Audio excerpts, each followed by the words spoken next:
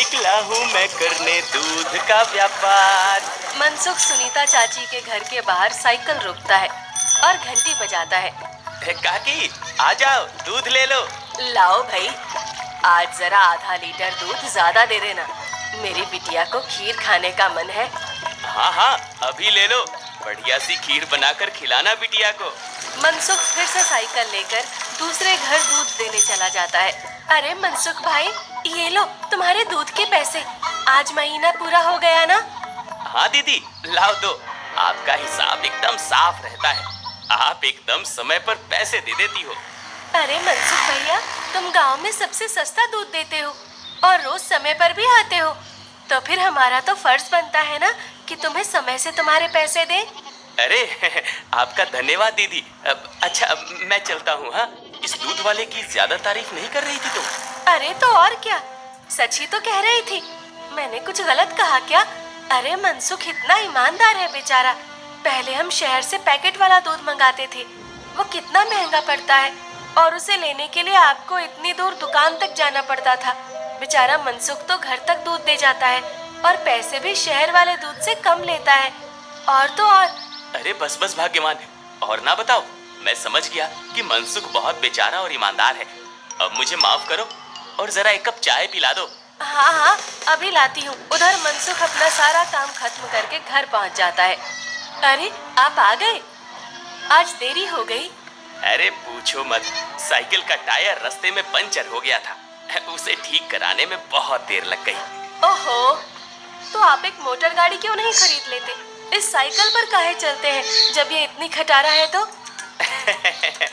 ताकि मैं भोला, सीधा और गरीब लग सकूं। क्या क्या मतलब?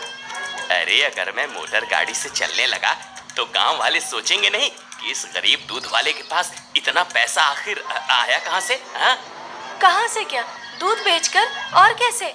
मनसुख उठकर खड़ा होता है और सीधा अपने तबेले में जाता है, जहां मीना ने जानवरों का ताजा दूध निकाल कर रखा था। लेकिन सबको पता है कि सिर्फ दूध बेचकर कोई मोटर गाड़ी खरीदने के लायक नहीं हो जाता है। मनसुख ताजा दूध निकाल कर उसमें अरारोट मिलाने लगता है।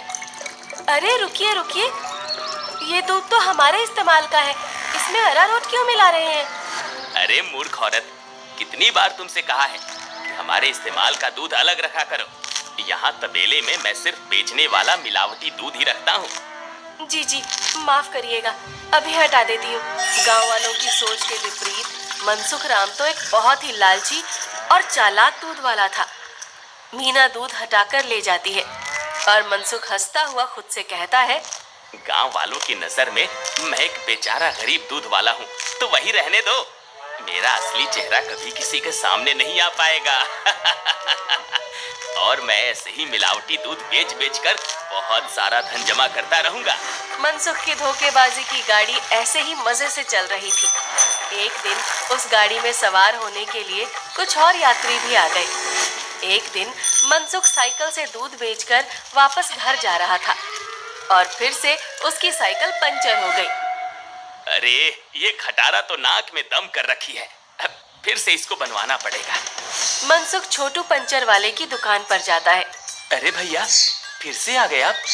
अरे अब तो आप एक नई साइकिल ले ही लो, आपकी साइकिल का पंचर बनाते बनाते हम थक गए भाई। अरे कहाँ छोटू भाई, घर में दाना पानी चल जाए वही बहुत है, अब कहाँ नई साइकिल खरीदेंगे हम जैसे गरीब। छोटू साइकिल ठीक करने लगता है और मनसुख वहीं खड़ा रहता है। बगल में एक भजिया वाले की दुकान थी। अरे भैया, इसे ठीक करने में 15-20 मिनट लगेगा, आप कब तक खड़े रहेंगे? जाइए सामने जाकर भजिए वाले की दुकान पर बैठ जाइए ना। अच्छा ठीक है, जब काम हो जाए तो मुझे बुला लेना। मनसुख भजिया वाले के पास जाकर कहता है, लाओ भैया, जरा एक प्लेट भुजिया खिलाओ। हाँ भैया, अभी लो। मनसुख के ठीक सामने दो आदमी बैठे हुए थे। दोनों कुछ विचित्र से दिख रहे थे, जैसे वसूली करने वाले गुंडे हों। मनसुख जरा संभल कर बैठ जाता है। अचानक से उनमें से एक आदमी को जोर से खांसी आने लगती है। अरे कैसी भजिया बनाई है तूने? नालायक। अरे अरे क्या हुआ भैया जी? अरे जल्दी पानी लाओ। अरे भैया, पानी तो खत्म हो गया है, मैं अभी कुएं से लेकर आता हूँ। राख हो, तब तक मैं खांसता ही रहूंगा। मनसुख जल्दी से उठकर अपनी साइकिल में लगे कैन से थोड़ा दूध लेकर आता है। लो भैया, इससे तुम्हें राहत मिलेगी। वो आदमी जल्दी से दूध पी लेता है और उसकी खांसी रुक जाती है। अब जाकर आराम मिला, तुम्हारा धन्यवाद।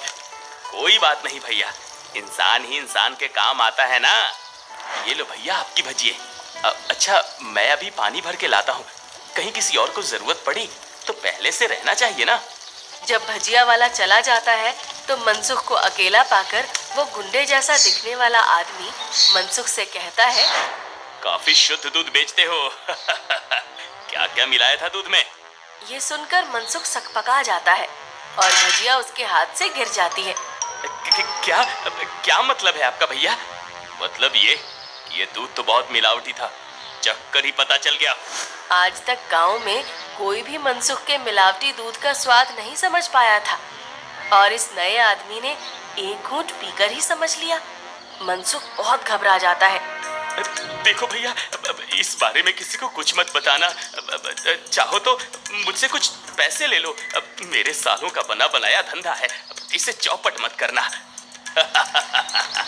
अरे हम तुम्हारा धंधा चौपट करने नहीं आए हैं, बल्कि हम तो तुम्हारे धंधे में 4 चांद लगवा देंगे। क्या मतलब है तुम्हारा? देखो भाई, मिलावट तो तुम कर ही रहे हो, तो हम तुम्हें मिलावट से कुछ अलग करने को नहीं कहते। तुम बस अपने दूध में ये मिला देना। वो गुंडा मनसुख के हाथ में एक पाउडर की पुड़िया थमाता है। ये क्या चीज है भाई? नहीं नहीं, ये नशे वशे का व्यापार नहीं करता मैं। ये सब तुम अपने ही पास रखो। अच्छा, मतलब सिर्फ दूध में अरारोट मिलाने का व्यापार ही करते हो? चलो ठीक है, कोई बात नहीं। हमने सोचा था तुम भी 4 पैसे ज्यादा कमा लो, मगर ये तो अपना अपना भाग्य है। क्या? अरे मैं तो मजाक कर रहा था। मैं तैयार हूँ भाई। अब सामने से आती लक्ष्मी को भला कौन मना कर सकता है। लाओ लाओ, पुड़िया इधर लाओ। ये हुई ना बात। तो फिर ये लो, इस एक पैकेट को एक बड़े दूध के केन में मिलाना। इससे कम या ज्यादा में नहीं, तभी स्वाद में किसी को अंतर नहीं पता चलेगा।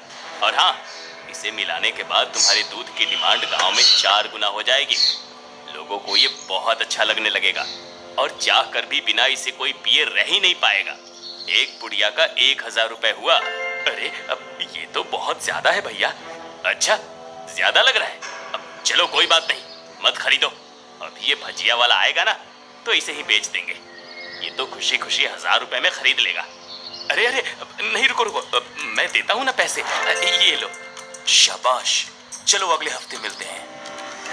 मनसुख की साइकिल ठीक हो गई थी और वो पुड़िया लेकर वापस घर जाता है। जब मनसुख दूध में पुड़िया मिला रहा था, तभी वहाँ पर मीना आ जाती है। अरे ये आप क्या कर रहे हैं जी?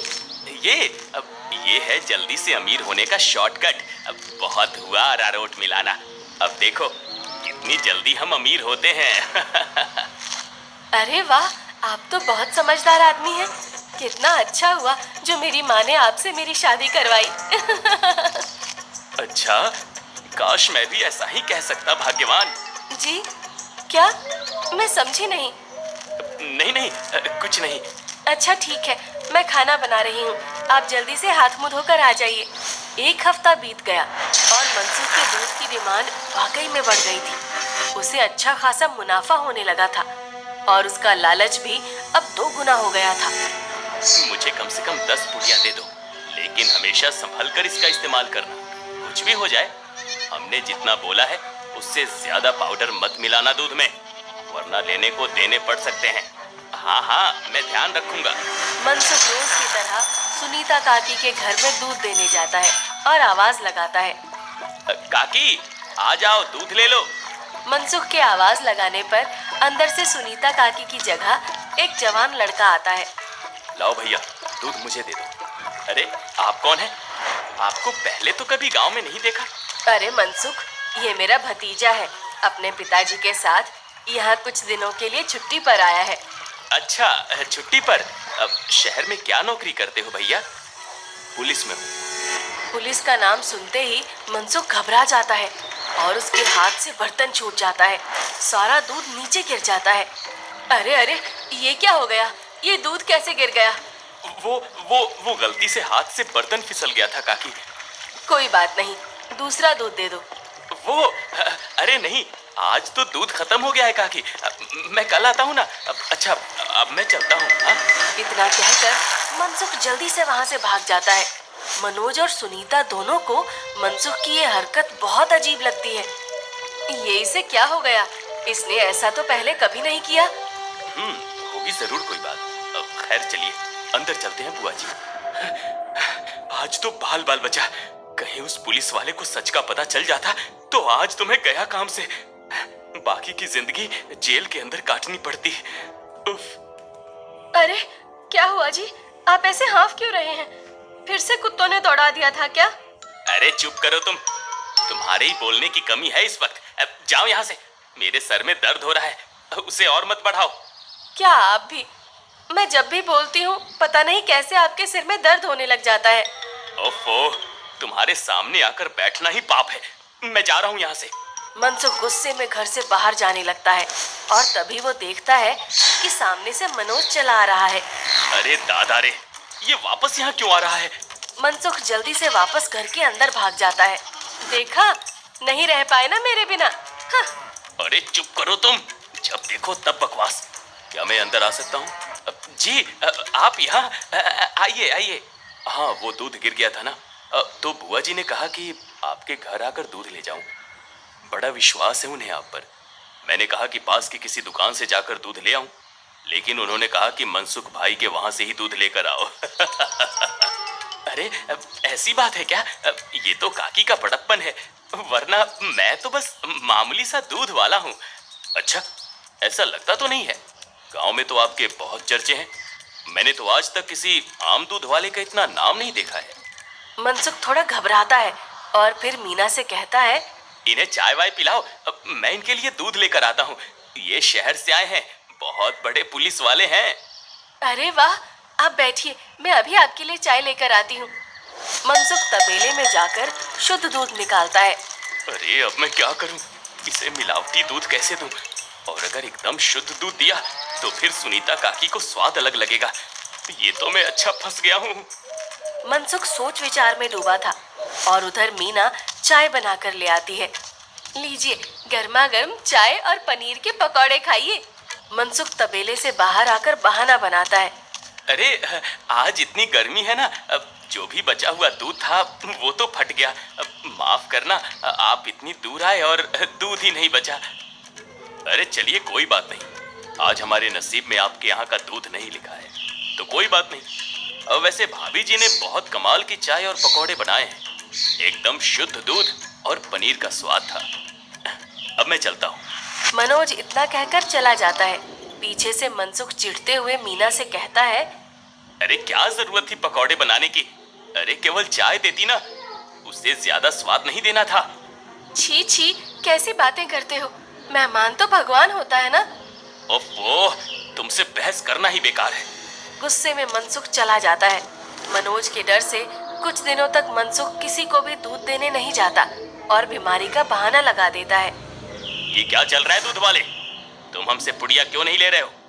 कहीं किसी और से सौदा तो नहीं कर लिया? अरे नहीं, गांव में एक पुलिस वाला आकर ठहरा है, उसके रहते मैं मिलावटी दूध नहीं बेच सकता। कुछ दिन इंतजार करना पड़ेगा। क्या? अच्छा ठीक है, तब तो हमें मिलाना भी नहीं चाहिए। इसी तरह मनसुख और गुंडों का काम कुछ दिन तक ठप रहता है। एक दिन अचानक से मनसुख देखता है कि मनोज सवेरे ही बैग लेकर स्टेशन की तरफ जा रहा था। अरे आप वापस जा रहे हैं? हाँ भाई, मेरी आज शहर की वापसी की ट्रेन है। अगली बार आऊंगा तो अपनी तबीयत बढ़िया रखना, तब तुम्हारे घर का शुद्ध दूध और पनीर जरूर खाऊंगा। इतना कहकर मनोज चला गया और मनसुख खुशी से तबेले में गया।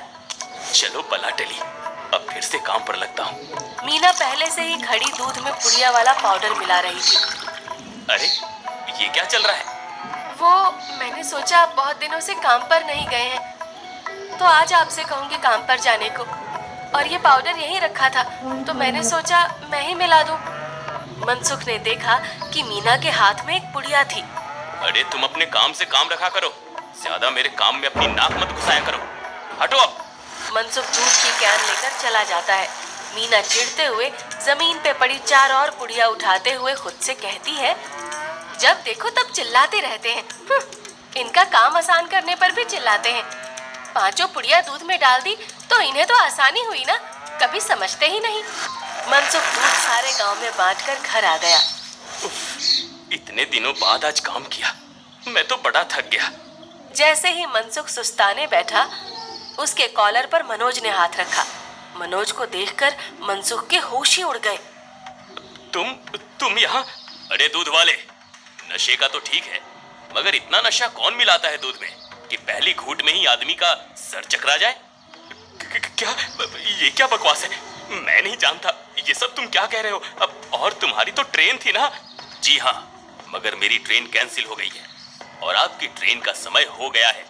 चलिए, अब आपकी ट्रेन सीधा हवालात में जाकर रुकेगी और रास्ते में आपके साथियों को भी सवार कर लेंगे। मतलब मैं जैसे ही घर वापस गया, बुआ जी ने मुझे 1 गिलास दूध दिया। दूध पीते ही पता चला कि उसमें कितना नशा था और मेरे जाते ही तुम्हारी तबीयत एकदम ठीक हो गई।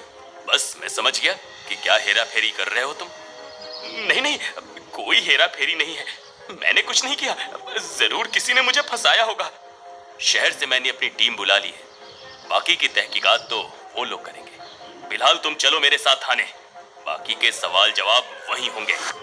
मनोज घसीटकर मनसुख को थाने ले गया और पूरे गांव को लालची चालाक दूध वाले का असली चेहरा दिख गया।